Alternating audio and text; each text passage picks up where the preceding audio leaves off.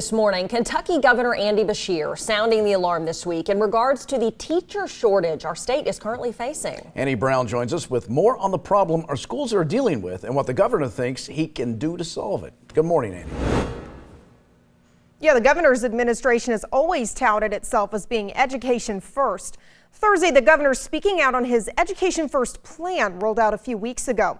Now, among other goals, he has two main goals in mind: improving teacher pay and implementing universal pre-K for 4-year-olds. He says with the state's surplus budget, the plan isn't out of reach at all. The governor says Kentucky is 44th in the nation for teacher pay. And across the state, there are 11,000 teacher and education staff vacancies right now.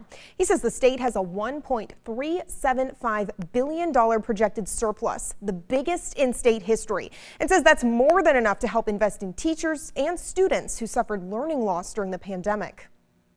And here's where it is. It's simple math. We're on track right now to have a $1.357 billion surplus this fiscal year. That is the biggest in state history.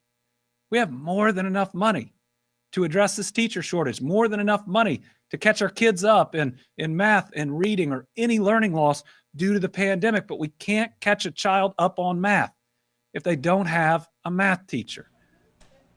The governor proposes starting with a 5% teacher raise across the board in addition to those local raises.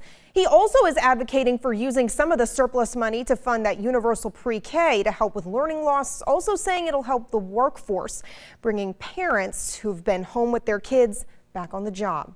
The governor says even with using that surplus funding for that 5% teacher raise and with universal pre-K, the state would still have $919 million left.